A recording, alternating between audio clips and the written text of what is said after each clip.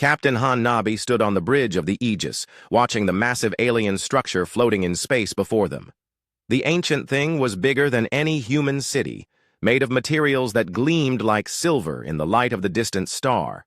Strange symbols covered its surface, glowing with soft blue light that pulsed like a heartbeat. "Captain, we're picking up energy readings unlike anything we've seen," reported Lieutenant Park Dae-ho from his position at the tactical station. His fingers danced across the control panel as he tried to make sense of the data flowing across his screen. "This thing has been here for thousands of years, but it's still active." Nabi nodded, her dark eyes focused on the structure. She had been exploring space for 10 years, but nothing had prepared her for this discovery. Humanity had only developed faster-than-light travel 5 years ago, and they were still learning about the galaxy around them. This was their furthest journey from Earth, and they had found something incredible. "Chief Engineer Yoon Mira, what do you think?" Nabi asked into her communicator. "The technology is amazing, Captain," came Mira's voice from the engine room. "The power source alone could change everything we know about energy production. If we could understand how it works, it would advance human technology by centuries." The Aegis was the lead ship of a small human fleet. 5 other vessels floated nearby, all of them tiny compared to the alien structure. They were exploration ships, not warships, designed for discovery rather than fighting. Each ship carried about 200 crew members, scientists and engineers eager to learn about the universe beyond Earth.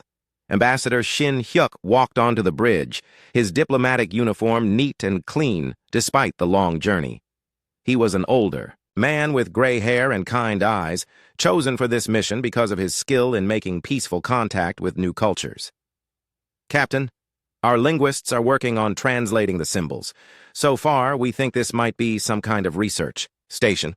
Or a weapon," Park Dae-ho added quietly.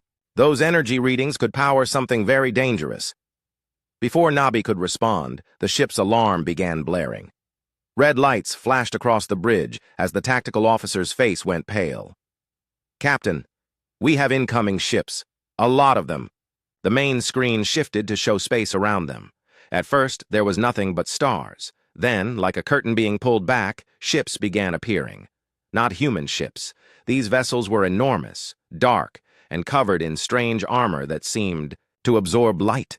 They moved with perfect formation, hundreds of them surrounding the human fleet. "My God," whispered Ambassador Shin Hyuk. "How many are there?" "Computer shows 215 ships," Park Dae-ho reported, his voice tight with fear. "The smallest one is 3 times bigger than the Aegis. Some of them are the size of cities." Nabi felt her heart racing, but kept her voice calm. "All ships, maintain position. Do not make any threatening moves. Send a message on all frequencies that we come in peace." The alien ships formed a perfect sphere around the human fleet, trapping them completely. There was no way to escape, no direction to run that would not bring them face to face with alien weapons. The structure that had seemed so amazing moments before now felt like a trap. "Captain, we're receiving a transmission," the communications officer announced. "Put it on screen." The image that appeared made everyone on the bridge step back. The alien was tall and thin, made of what looked like living crystal. Its body caught and reflected light in patterns that hurt to look at directly. When it spoke, its voice was like music played on broken glass. "I am Admiral Ko Jimin of the Vorthak Coalition," the alien said. "You have entered forbidden space and disturbed ancient technology that does not belong to your species." Nabi stepped forward. "I am Captain Han Nabi of the Human Exploration Fleet. We meant no harm. We are explorers seeking knowledge and peaceful contact with other species." "Your intentions are irrelevant," Admiral Ko Jimin replied. "You are primitive beings who have stumbled into forces beyond your understanding. The Coalition has maintained order in this sector for over 10,000 years. We do not permit random interference from undeveloped species." The words stung, but Nabi kept her expression neutral. "We are willing to negotiate. Perhaps we can reach an agreement that benefits both our peoples." Ko Jimin's crystalline form flickered with patterns of red light. "There will be no negotiation. You will surrender your vessels and submit to Coalition authority. Your faster-than-light technology will be confiscated to prevent further unauthorized exploration. Your species will accept protectorate status under Coalition oversight. Ambassador Shin Hyuk moved beside Nabi. Admiral, surely we can discuss terms. Humanity has much to offer. Our scientists, our creativity, our different perspective on problems. Your perspective is chaos, Kojimen said coldly. We have studied your transmissions. Your species fights constantly, even among yourselves. You destroy your own environment. You create weapons of mass destruction. Such behavior cannot be permitted to spread among the stars. That's not all we are, Nabi protested. We also create art, music, and literature. We explore and learn. We help each other in times of need. Irrelevant. The coalition has absorbed 47 species. Each believed they were special. Each learned they were not. You will submit to our authority, or you will be destroyed. There is no third option. The transmission showed a display of coalition military power, hundreds of worlds under their control, dozens of species that had once been independent, now serving the coalition. The message was clear. Resistance was impossible. You have 6 hours to consider, Admiral Ko Jimin continued. Surrender your ships and crews, and your people on Earth will be permitted to live under coalition guidance. Refuse, and your fleet will be destroyed as an example to others who might consider similar foolishness. The screen went dark. The bridge fell silent except for the quiet hum of the ship's systems. 200 alien warships surrounded them, each one capable of destroying the entire human fleet without effort. Park Daeho broke the silence. Captain, should I send a message to Earth Command? Nabi stared at the space where Ko Jimin's image had been. 6 hours to decide the fate of not just their fleet, but all of humanity. Submit and live as servants, or fight and die as free people. Yes, she said quietly. Send the message. Tell them what we've found here, and what we've been told. Let Earth Command know that humanity has 6 hours to choose between freedom and survival. As the message raced toward Earth at faster-than-light speed, Nabi looked around at her crew. These people had followed her across the galaxy in search of knowledge and wonder. Now they faced a choice that would echo through history. Outside the viewports, alien ships waited with the patience of predators. They had done this before, many times. They expected the same result they always got: submission, surrender, and another species added to their collection. But they had never met humans before. Nabi touched the small photograph she kept in her pocket, a picture of Earth taken from space, home, blue and green and beautiful, floating in the darkness like a precious jewel, worth fighting for, worth dying for. The countdown began. 6 hours until humanity's answer was due. 6 hours to decide who they really were. 3 hours had passed since Admiral Ko Jimin delivered the ultimatum. The bridge of the Aegis buzzed with quiet activity as crew members worked at their stations, trying to look busy while everyone waited for the impossible decision. Captain, Han Nabi sat in her command chair, reading reports that came in from the other ships in the fleet. Commander Lee Taemin from the Pioneer recommended immediate surrender. Captain Kim Soha from the Discovery suggested trying to negotiate better terms. Every message said the same thing in different ways. Fighting was suicide. Captain, incoming transmission from Earth Command, announced the communications officer. Nabi closed her eyes for a moment before responding. Put it through to my ready room. Private channel. The small room behind the bridge felt cramped as Admiral Park Sun-ho's face appeared on the screen.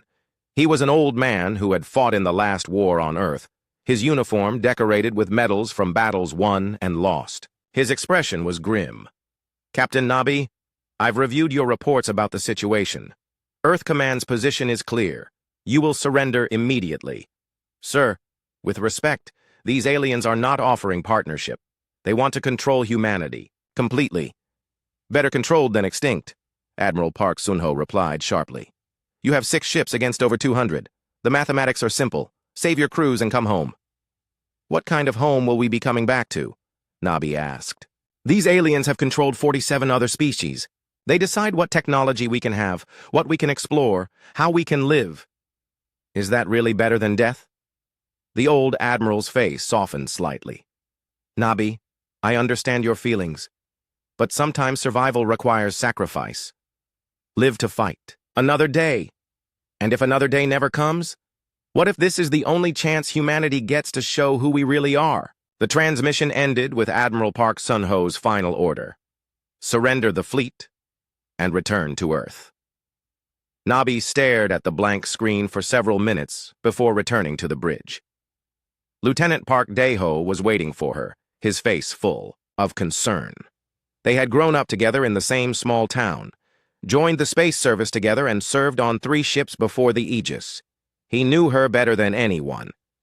"The crew is scared," he said quietly. "They're looking to you for answers." "What would you do, Daeho?" she asked. He was quiet for a long moment. "Logic says surrender. My heart says fight. But my heart doesn't have to live with getting 200 people killed for nothing." Chief Engineer Yoon Mira's voice came over the intercom. "Captain, could you come to engineering? I want to show you something." The engineering section was hot and noisy, filled with the sound of working machinery. Mira stood beside the main computer display, her face covered with sweat from working in the heat. She had been studying the alien ships for hours, analyzing their technology and capabilities. "Captain, I've been looking at their ship designs," Mira said, pointing to the screen. "They're incredibly advanced, but they follow very conservative patterns. Everything is built for maximum efficiency and minimum risk." "What does that mean for us?" "It means they've never had to fight someone desperate. Look at their tactics. Perfect formations, overwhelming firepower, standard approaches. They're used to enemies who fight logically." Nabi studied the display. "Are you suggesting we fight illogically?" "I'm suggesting we fight like humans," Mira replied. "They've conquered 47 species, but none of those species were crazy, enough to ram ships into each other or use reactors as bombs. They've never faced an enemy willing to die just to prove a point." Ambassador Shin Hyuk joined them in engineering, his diplomatic training making him look calm despite the circumstances. "Captain, I've been monitoring their communications. These aliens really believe we'll surrender. It's not even a question in their minds." "Because that's what everyone else did," Nabi said. "Exactly. They've done this so many times they think it's automatic. Show overwhelming force, offer reasonable terms, wait for surrender. They've never had anyone say no." 2 hours remained. Nabi called a meeting of all ship captains using secure video links. The 6 faces that appeared on her screen showed the strain everyone was feeling. These were good people, experienced officers who had families back on Earth. "I want to hear from each of you," Nabi began. "What are your recommendations?" Commander Lee Taman spoke first. "My crew voted. 60% want to surrender, 40% want to fight. The ones who want to fight are mostly young people without families." Captain Kim Soha nodded. "Similar numbers here. People understand the situation. They know fighting means dying." One by one, the other captains reported the same thing. Their crews were split, but most wanted to live, even if it meant living under alien control. "What about you?" Nabi asked. "Not your crews, but you personally. What do you believe we should do?" The silence stretched for several minutes. Finally, Commander Lee Taman spoke. "I joined the space service to explore the galaxy and represent the best of humanity. If we surrender now, we'll never explore anything again. We'll be pets in a zoo." "But alive pets," Captain Kim Soha added. "Dead heroes don't get to try again." "Dead heroes inspire others to try," countered Captain Oh Jin-woo from the Venture. "If we fight and lose but make it costly, maybe the next human fleet will be treated with more respect." Nabi listened to the debate, watching the faces of people she had worked with for years. They were all good officers, all dedicated to humanity's future. That they could disagree so completely showed how impossible the choice really was. "I'm not ordering anyone to fight," she said finally. "Any ship that wants to surrender can do so. I won't think less of anyone who chooses to save their crew." "What are you going to do?" asked Captain Kim Soha. Nabi looked at each face on the screen. "I'm going to remember why we came out here, not to find safe places or easy answers, but to see what was possible, to push boundaries and discover who we could become." She ended the meeting and returned to the bridge. 1 hour remained. The alien ships hung in space around them, patient and confident. They had no doubt about how this would end. Park Daeho approached her command chair. "Captain, Admiral Ko Jimin is requesting a response." "Already?" "They're curious about the delay. Apparently, most species answer much faster. Nabi almost smiled. Even in this, humans were different. Tell the Admiral I'll give our answer in exactly 1 hour, as agreed. As the final minutes counted down, messages came in from the other ships. Commander Lee Taman and the Pioneer would fight. Captain Oh Jinwoo and the Venture would fight. Captain Kim Soha chose surrender for her crew, and Nabi respected that choice. In the end, 4 ships chose to fight. 2 chose surrender. It wasn't unanimous, but it was enough. Incoming transmission from Admiral Ko Jimin, announced the communications officer. Put it on screen. The crystalline alien appeared, its form shifting colors in what might have been impatience. Your time has expired. What is your answer? Nabi stood, her uniform neat and her expression calm. Around her, the bridge crew watched in silence. In space, alien ships prepared to receive humanity's surrender. We decline your terms, she said clearly. Humanity does not surrender. For the first time, Ko Jimin's perfect composure cracked. The alien's crystalline form flickered through several colors before settling on a deep red that somehow conveyed confusion and anger. You misunderstand the mathematics of your situation, Ko Jimin said slowly. No, Nabi replied, her voice steady and sure. You misunderstand humanity. She cut the transmission and turned to her crew. Every eye was on her, waiting for orders that would likely be the last she ever gave. All ships prepare for combat, she announced. We're going to show them what humans do when cornered. The Coalition fleet moved with mechanical precision. Admiral Ko Jimin's flagship led the formation as alien ships arranged themselves for what should have been a simple destruction of the human vessels. The Admiral had witnessed this scene 47 times before. Small fleets of primitive ships facing impossible odds, usually begging for mercy at the last moment. But the humans were not begging. Captain Han Nabi watched the alien movements on her tactical display. 200 ships against 4 human vessels. The odds were worse than 50 to 1. Any military computer would calculate their chances of survival as 0. Chief Mira, how are our engines? Nabi asked over the intercom. Running hot but functional, came the reply from engineering. I've pushed our faster-than-light drive beyond normal parameters. We can make short jumps, but the system might overload. Good. That's exactly what we need. Lieutenant Park Dae-ho looked up from his station, confusion clear on his face. Captain, overloading our FTL drive could destroy the ship. I'm counting on it, Nabi replied calmly. The first alien ship opened fire, sending a beam of purple energy across space toward the human fleet. The blast was meant as a warning shot, but it came close enough to the Venture that Captain Oh Jinwoo had to change course quickly to avoid being hit. They're playing with us, Park Dae-ho observed. They could destroy us all right now. Then, let's not give them time to get serious, Nabi said. All ships, begin attack pattern Alpha. Target the closest heavy cruiser. The 4 human ships accelerated toward the alien line. From the Coalition's perspective, it looked like a suicide charge. They were right, but not in the way they expected. Ko Jimin watched the human ships approach and felt something like pity. These creatures were brave but foolish. The Admiral activated the communication system to offer one final chance at surrender.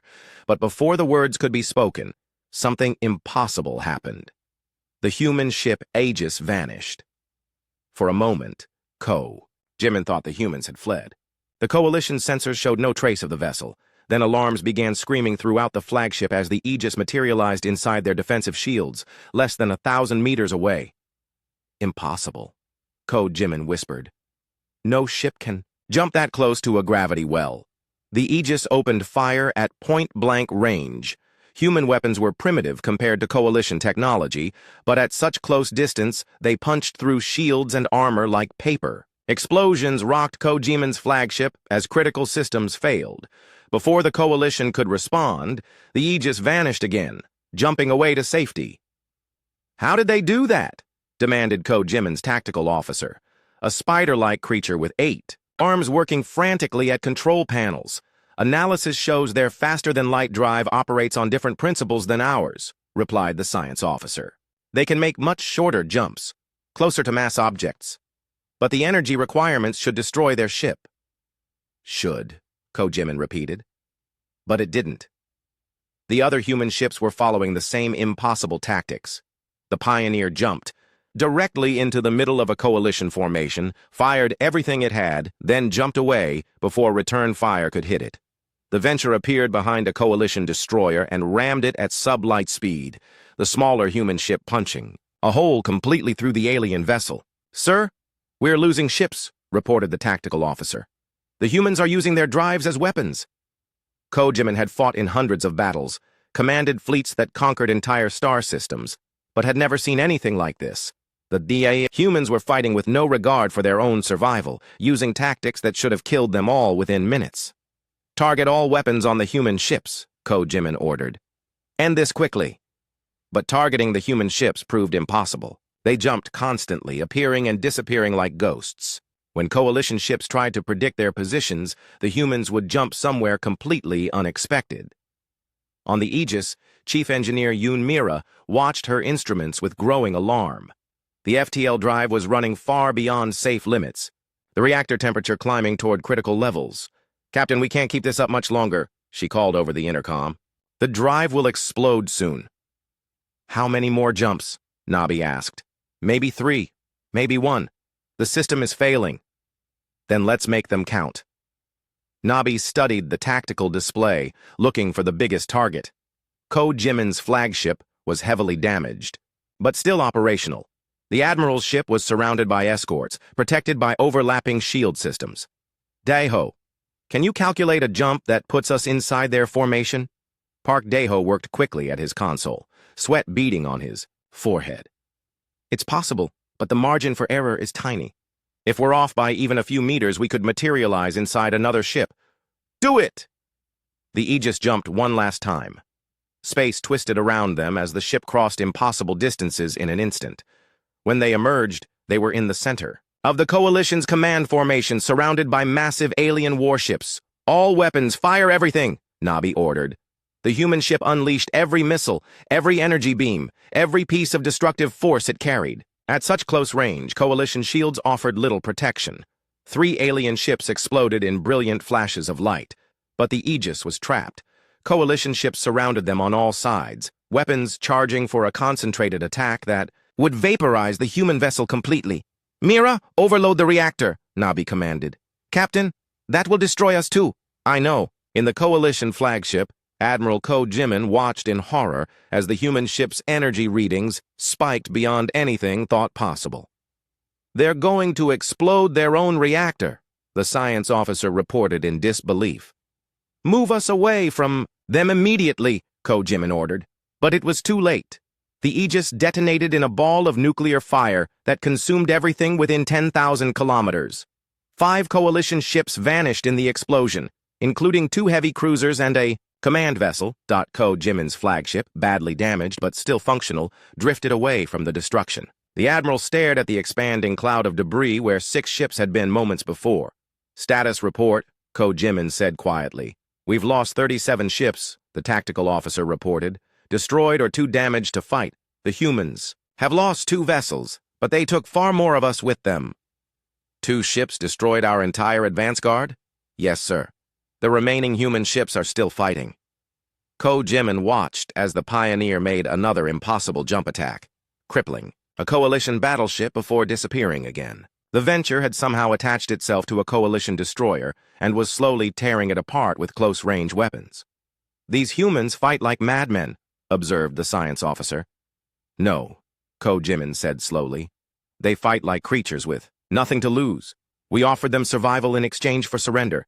They chose death over slavery." Another explosion lit up space as the Pioneer finally succumbed to damage, its reactor failing in a blast that took 3 more Coalition ships with it. The human crew had fought until their ship literally fell apart around them. "Sir, should we continue the attack?" asked the tactical officer. Ko-Jimin studied the tactical display.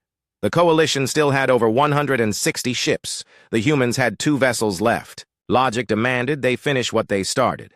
But logic hadn't prepared Ko-Jimin for enemies who used their own ships as weapons, who jumped into suicide attacks without hesitation, who chose destruction over submission. "Continue the engagement," Ko-Jimin ordered finally. "But maintain distance. Do not let them get close to our remaining ships." The battle continued, but everything had changed. The Coalition no longer faced a simple extermination mission. They were fighting something they had never encountered before, an enemy that refused to accept defeat, even when defeat was certain. And for the first time in Ko Jimin's long military career, the Admiral wondered if victory was worth the price they were paying for it. Admiral Ko Jimin floated in the command chamber of the damaged flagship, crystalline form flickering with patterns of deep blue that indicated confusion and growing alarm. Around the Admiral, Coalition officers worked frantically to coordinate what should have been a simple cleanup operation. It was no longer simple. Tactical analysis, Ko Jimin commanded. The spider-like tactical officer manipulated several displays with its multiple arms. We have lost 63 ships, destroyed, disabled, or too damaged to continue fighting. The humans began with 6 vessels. They now have 2. Continue. The human vessels Discovery and Venture remain operational, though both show significant damage. However, they continue to employ the same impossible tactics as their destroyed companions. Ko Jimin studied the battle data flowing across the screens. In 500 years of military service, the Admiral had never seen anything like this engagement. Coalition forces had fought species with superior technology, overwhelming numbers, even desperate last stands, but never an enemy that seemed to treat their own destruction as a weapon. Show me their communication intercepts again. The organic computer translated human speech into patterns Ko Jimin could understand. What the Admiral heard made no sense from any logical military perspective. Discovery. To Venture.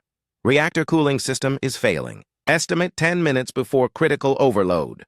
Venture to Discovery. Understood. Can you make it to the command ship? Discovery to Venture. Negative. But I can take out their supply convoy before the reactor goes. Venture to Discovery. Good. Hunting. Ko Jimin replayed the conversation 3 times, analyzing every word for hidden meaning. There was none. The humans were calmly discussing their own deaths as if planning a routine mission. Science officer, explain their psychology to me, Ko Jimin demanded. The insectoid science officer consulted multiple databases before responding. Admiral, we have studied 47 species before they joined the Coalition. All showed predictable behavior patterns when facing overwhelming force. Fear, desperation, bargaining, eventual acceptance. The humans display none of these responses. Then, what do they display? Defiance, sir. Pure illogical defiance. They appear to believe that their manner of dying is more important than their survival. Ko Jimin processed this information, cross-referencing it with everything known about human behavior from intercepted transmissions. The pattern was clear. Humans consistently chose difficult paths over easy ones, honor over survival, principle over pragmatism. Are they all insane? Ko Jimin asked. No, sir. Their tactical decisions, while suicidal, show clear intelligence and creativity. They understand their situation perfectly. They simply refuse to accept it. An explosion lit up. The tactical display as the human ship Discovery finally succumbed to reactor failure. But the explosion occurred in the middle of a Coalition supply formation, destroying 6 support vessels that had been carrying ammunition and spare parts for the fleet. They planned that, Ko Jimin realized. They flew a dying ship into our logistics chain on purpose. Yes, sir. Analysis shows they calculated the maximum damage they could inflict with their remaining operational time. This changed everything. Ko Jimin had assumed the humans were fighting emotionally, letting fear and desperation drive their actions. But the evidence showed something far more dangerous. They were fighting logically, but according to logic, the Coalition had never encountered. Open a channel to the remaining human ship, Ko Jimin ordered. The screen displayed the bridge of the Venture, where Captain Oh Jinwoo stood among damaged control panels and injured crew members. The human looked tired but determined, his uniform torn and stained with blood from a head wound. Captain Oh Jinwoo, Ko Jimin began. I am Admiral Ko Jimin. Your situation is hopeless. You have lost 5 ships and most of your crew. Surrender, now, and I will ensure the survivors are treated well. Oh Jinwoo wiped blood from his forehead and smiled. It was not a pleasant expression. Admiral, I appreciate the offer, but you seem to misunderstand something important about humans. Explain. We don't fight to win. We fight to ensure that beating us costs more than leaving us alone. The transmission ended. Jimin stared at the blank screen, trying to comprehend what the human had said. Fighting without expecting victory was contrary to every military principle the coalition understood. "Sir, the human ship is changing course," reported the tactical officer. "They're heading directly for our formation center. Intercept them. All ships, concentrate fire on the Venture." Coalition warships turned their weapons toward the approaching human vessel. Energy beams and missile salvos filled space between them, creating a wall of destructive force that nothing could survive. The Venture flew straight into it. Captain Oh Jinwoo watched the alien weapons tearing his ship apart around him. Hull plates peeled away like flower petals, atmosphere bleeding into space through countless holes. Half his crew was dead, the other half working frantically to keep critical systems operational for a few more minutes. "Engineering, how's our reactor?" he called. "Still stable, sir," came Chief Kim Hyunwoo's voice over the intercom. "But the containment field is weakening. I can overload it on your command. Navigation, plot a course for their flagship." "Sir, the ship won't hold together that long." "Then we'd better hurry." The Venture continued its charge through the coalition fire, pieces breaking off continuously, but the core of the ship somehow staying intact. Jimin watched in growing disbelief as the human vessel absorbed damage that should have destroyed it 10 times over. "Why won't they die?" Jimin demanded. "Unknown, sir." Their ship construction appears crude, but the humans are rerouting power and life support in ways our computers cannot predict. On the Venture, Chief Kim Hyunwoo had shut down every non-essential system, redirecting all power to engines and structural integrity. Life support was gone. Artificial gravity was gone. Half the lights were out. But the ship still flew. "Distance to target?" Oh Jinwoo asked. 5,000 kilometers and closing," replied the navigator, her voice calm despite the fact that she was floating in zero gravity with her left arm broken. 4,000. 3,000. Coalition ships surrounded the Venture, pouring fire into it from every direction. The human ship looked like a flying wreck, trailing debris and atmosphere, but still accelerating toward Jimin's flagship. 2,000.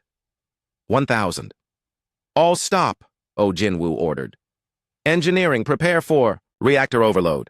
"Ready, sir." Oh Jinwoo looked around the shattered bridge at his remaining crew. 12 people out of 200. All of them volunteers who had chosen to stay at their posts. They could have abandoned ship hours ago, but they remained because they believed in something more important than their own lives. "It's been an honor, serving with all of you," he said. "Sir," interrupted the communications officer, "we're receiving a transmission from Admiral Jimin." "Put it through." Jimin's crystalline form appeared on the cracked display screen. "Captain Oh Jinwoo, stop this madness. Your ship is destroyed. Your crew is dying. There is no point to this sacrifice." Oh Jinwoo smiled again, the same expression that had confused the Admiral before. "You're wrong, Admiral. There is a point. When the next human fleet comes out here, they'll know that we didn't surrender. They'll know that we made you pay for every meter of space, every ship you destroyed, every life you took. No one will remember this battle. You will," Oh Jinwoo said simply. "Every time you face humans, you'll remember what it cost to defeat 6 ships, and you'll wonder what it will cost to defeat 60, or 600, or 6,000. Jimin realized with growing horror that the human was right. This battle would not be forgotten. The cost had been too high, the resistance too fierce, the tactics too alien to everything the coalition understood about warfare. "Captain, please," Jimin said, and for the first time in centuries the Admiral was pleading. "There must be another way." "There is," Oh Jinwoo replied. "Next time, don't demand surrender from free people." He nodded to his chief engineer. "Now, Chief." The Venture exploded in a ball of nuclear fire that consumed everything within 15,000 kilometers. Jimin's flagship, caught in the edge of the blast, tumbled through space as its systems failed and its hull cracked. When the light faded and the radiation cleared, Jimin floated in the ruins of the command center, badly damaged but alive. Around the Admiral, the remains of what had been the most powerful fleet in Coalition space drifted as wreckage and debris. The humans were gone. All 6 ships destroyed. All crews dead. But somehow, Jimin felt like the one who had lost. The silence after the battle was deafening. Admiral Ko Jimin floated in the damaged command center of the flagship, surrounded by the wreckage of what had been the Coalition's most powerful fleet. Emergency lights cast strange shadows across. The crystalline walls and the air tasted of ozone and fear. "Damage report," Ko Jimin commanded, voice barely above a whisper. The spider-like tactical officer worked with only half its arms, the others damaged by debris from the human ship's final explosion. "Sir, we have lost 67 ships. Destroyed, disabled, or too damaged to return to base. Another 30 ships require major repairs before they can fight again." Ko Jimin processed the numbers slowly. A fleet of over 200 warships, reduced to barely 100 functional vessels by 6 human exploration ships. The mathematics seemed impossible, but the evidence floated all around them in pieces of twisted metal and cooling plasma. "What about their vessels? Any survivors?" "None detected, sir. All 6 human ships were destroyed with complete loss of crew." The Admiral should have felt satisfaction. The mission was complete, the human fleet eliminated, the threat to Coalition space removed. But instead, Ko Jimin felt something that had no name in the crystalline species' emotional spectrum. Something like defeat, despite total victory. "Science officer, compile a complete battle analysis. I want every detail of human tactics, weapons, and behavior patterns." The insectoid science officer's compound eyes reflected the emergency lighting as it worked at its console. "Sir, preliminary analysis shows human combat doctrine unlike anything in our databases. They consistently chose high-risk tactics with extreme costs but maximum damage potential." Continue. "Their use of faster-than-light drives as weapons was particularly effective. We calculate they achieved damage ratios of over 10 to 1 against technologically superior forces."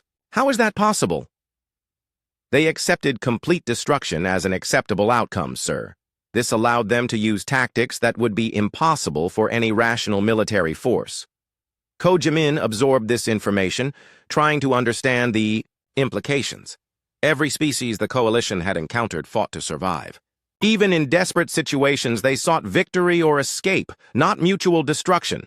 "Show me the communication logs from their home world." The translator converted human electromagnetic signals into patterns Ko Jimin could understand. The messages from Earth Command made the Admiral's confusion worse. Admiral Park Soon-ho to Captain Nabi. "You are ordered to surrender immediately. Preservation of crew takes priority over all other considerations." Captain Nabi to Admiral Park Soon-ho. "Understood. Sir, will comply with all lawful orders." "Then why didn't they surrender?" Ko Jimin wondered aloud. The science officer consulted multiple databases before answering. "Analysis suggests humans have competing loyalty hierarchies. Their orders from Earth Command conflicted with deeper cultural imperatives." Explain. "According to intercepted transmissions, humans have strong prohibitions against what they term slavery or subjugation. For them, accepting Coalition control appears to have triggered psychological responses stronger than survival instinct." Ko Jimin reviewed the final transmission from Captain Oh Jinwoo, the last human to die. The captain had spoken of costs and consequences, of making the Coalition remember. But remember what?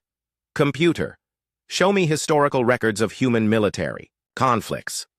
Data flowed across the screens, translated from human archives the Coalition had monitored for years. Ko Jimin studied battle after battle where humans had fought against overwhelming odds. The pattern was consistent. When faced with extinction or submission, humans often chose extinction. They have done this before, Ko Jimin realized. To their own species. Yes, sir. Human history shows repeated examples of small forces fighting larger ones, accepting certain death rather than surrender. They call these last stands and treat them as cultural inspiration. The implications hit Ko Jimin like a physical blow.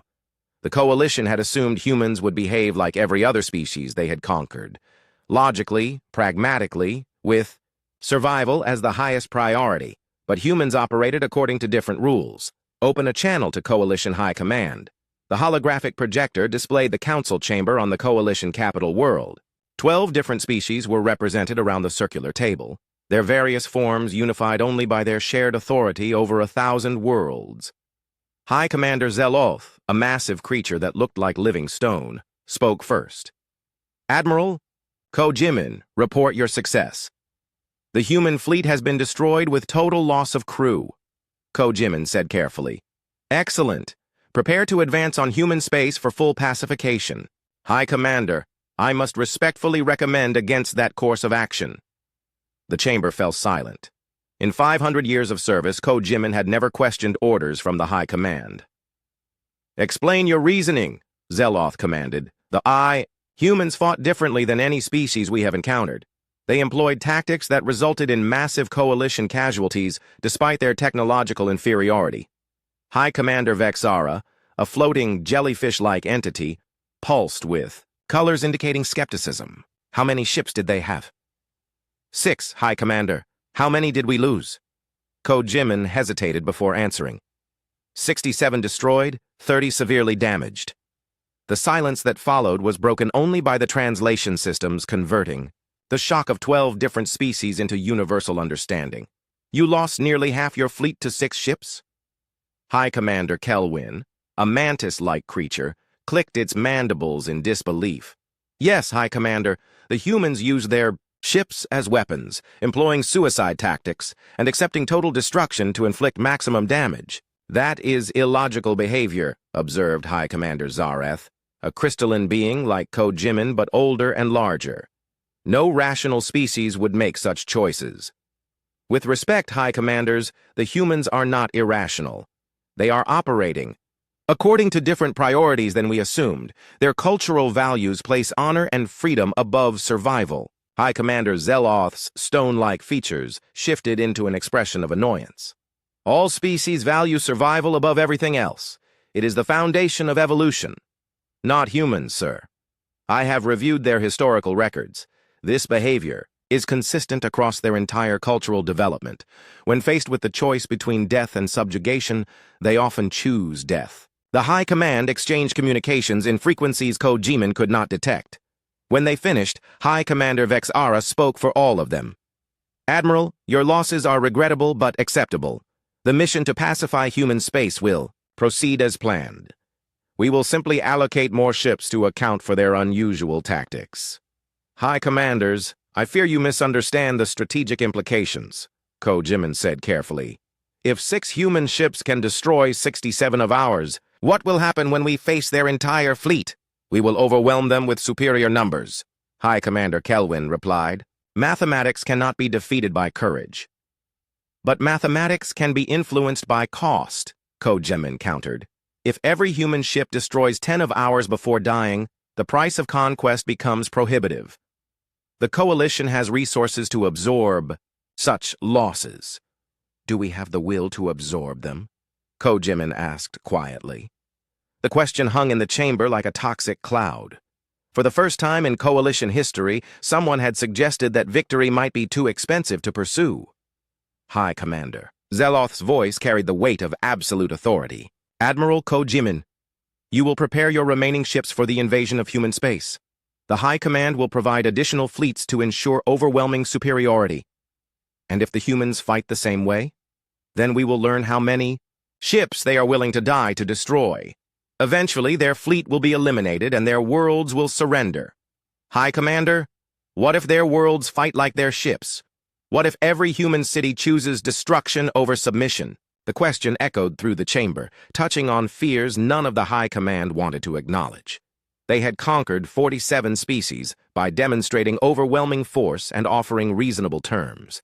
But they had never faced an enemy that preferred death to defeat. That scenario is unlikely, High Commander Vexara said finally. Based on what evidence? Ko-Jimin asked. The High Command had no answer. Ko-Jimin closed the transmission and floated alone in the damaged command center, surrounded by the debris of the most costly victory in coalition history. Outside the shattered viewports, the wreckage of human ships drifted like monuments to impossible courage. The Admiral stared at the twisted metal that had been Captain Han Nabi's ship, the Aegis. She was supposed to surrender. Her crew was supposed to choose life over principle. Her fleet was supposed to add another easy conquest to coalition records. Instead, she had chosen to fight. And in dying, she had taught the coalition something they had never learned before. That victory against the right enemy could be indistinguishable from defeat. 6 months after the Battle of Kepler Station, Admiral Ko Jimin stood before the Coalition High Command once again. The crystalline Admiral's form had changed, colors duller and movement slower than before. The weight of impossible decisions had left their mark. The circular chamber on the Coalition capital world was the same as always, 12 different species arranged around the table of absolute authority. But everything else had changed since Ko Jimin's last report. "Admiral, explain the current strategic situation," commanded High Commander Zeloth, the massive stone-like being who led the coalition. Ko Jimin activated the holographic display, showing a map of local space with color-coded zones of influence. "High Commanders, the planned invasion of human space has been postponed indefinitely." "Explain this delay," High Commander Vexara pulsed, the jellyfish-like entity's colors shifting to indicate displeasure. "The cost-benefit analysis indicates that conquest of humanity would require unacceptable losses. After studying their defensive preparations and cultural responses to our ultimatum, military command estimates we would need to commit our entire fleet to ensure victory." "And?" prompted High Commander Kelwin, mandibles clicking impatiently. "Even with total fleet commitment, casualties would likely exceed 40% of our forces. And that assumes humans fight conventionally. If they employ the same tactics as at Kepler Station..." Ko Jimin paused, letting the implication hang in the chamber. Every member of the High Command had read the battle reports. Every one of them understood what those tactics could do to even the largest fleet. "Furthermore," Ko Jimin continued, "intelligence reports indicate that news of the battle has reached other species in this sector. 3 civilizations have refused our standard ultimatums since the engagement." High Commander Zareth, the Elder, crystalline being, flickered with patterns indicating deep concern. "Which species?" "The Kethvar Republic, the Zolonian Union, and the Free Traders of Arcturus. All 3 cited the human example when rejecting our terms." The silence in the chamber was profound. For over 10,000 years, the Coalition had maintained order through the simple formula of overwhelming force, followed by reasonable terms. No species had ever refused their ultimatums, because no species had ever seen anyone survive refusal. Now the equation had changed. "Show me the intelligence reports," High Commander Zeloth demanded. Ko Jimin activated recordings from Coalition listening posts throughout the sector. The translations came through clearly. "Kethvar Military Command to all ships. Human resistance. At Kepler Station proved that Coalition forces can be defeated with acceptable losses. New defensive protocols are being implemented based on human tactical innovations. Zolonian Admiral Thorax to Defense Council. If 6 human ships can destroy 67 Coalition vessels, imagine what our fleet of 300 could accomplish using similar methods." Free Trader Captain Voss to Merchant Assembly. "The Coalition bleeds like anyone else.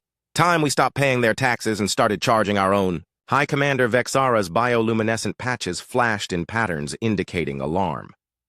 "How many species have access to these reports?" "All of them," Ko Jimin replied quietly.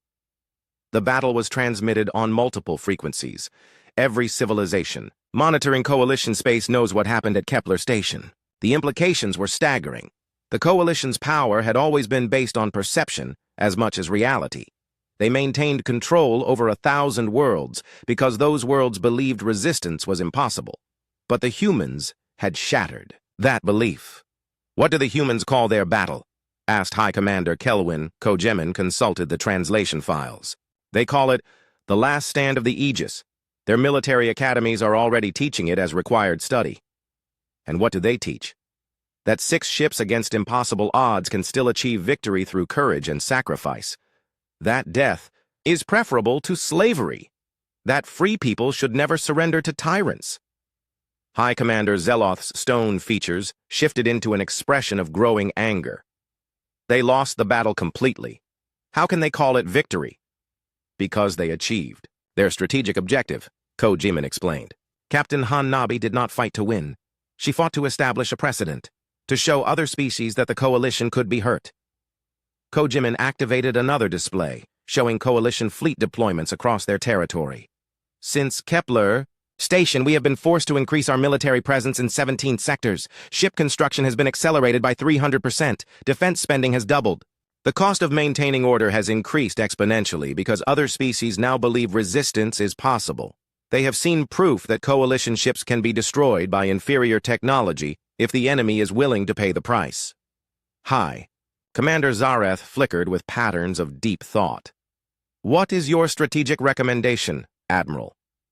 Kojimin had been dreading this question for months. The answer would reshape coalition policy for generations, but it was the only logical conclusion based on available data. Avoid contact with humanity, establish defensive boundaries around their space, focus our expansion efforts in other directions. The chamber erupted in protests from multiple species at once. The translation system struggled to keep up with overlapping expressions of outrage and disbelief. You recommend retreat? High Commander Zel-Oth's voice carried the force of avalanches. I recommend strategic redeployment, Kojimin corrected. Humanity represents a unique threat profile. Their willingness to accept total destruction rather than submit makes them unsuitable for conventional conquest. They are one small species with primitive technology. They are one small species that has already cost us 67 ships and damaged our reputation throughout the sector. Attempting full conquest would likely result in catastrophic losses and possible destabilization of coalition authority in now multiple regions. High Commander Vexara pulsed with skeptical colors. You believe they would fight to extinction? I have studied their historical records extensively. When faced with overwhelming odds, humans consistently choose death over surrender. Their entire culture is built around stories of heroic last stands against impossible odds.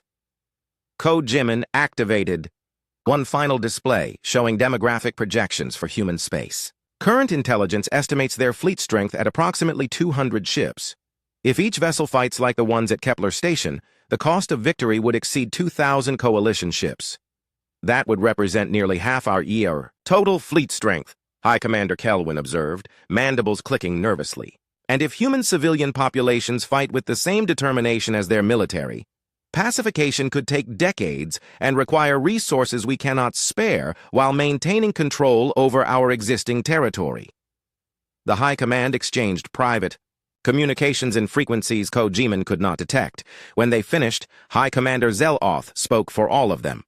Admiral Kojimin, the High Command hereby classifies human space as a quarantine zone. No coalition vessels will enter their territory without explicit authorization. Our expansion efforts will focus on sectors containing more reasonable species. Kojimin felt something that might have been relief. Acknowledged High Command. However, High Commander Zareth added, this decision is classified at the highest levels. Public records will show that human space is being reserved for future development, not that the coalition fears to engage them. Understood. As the session ended and the High Command dismissed, Kojimin lingered in the chamber, staring at the tactical displays that showed the new reality of coalition space. For the first time in their history, they were avoiding a species rather than conquering it. On distant Earth, in military academies where new officers learned their trade, instructors began every tactical course with the same lesson. They would display an image of Captain Han Nabi standing on the bridge of the Aegis, uniform perfect and expression calm, facing impossible odds with quiet determination. She was supposed to surrender, the instructors would say. She didn't even waver. And in the vast darkness of space, human ships launched toward new worlds and unknown futures, each one carrying the same words painted on their hulls. She was supposed to surrender. She didn't even waver. The coalition had won the battle, but humanity had won something more important. They had won the right to remain free, and they had shown the galaxy that freedom was worth any price, even death itself.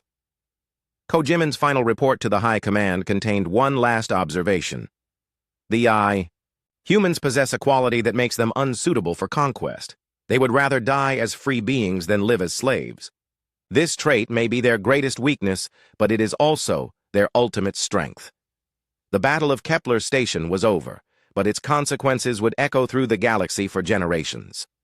Captain Han Nabi and her crew had died, but they had given their species something precious, the knowledge that when the choice came between freedom and submission, they had chosen correctly. And in choosing correctly, they had changed everything.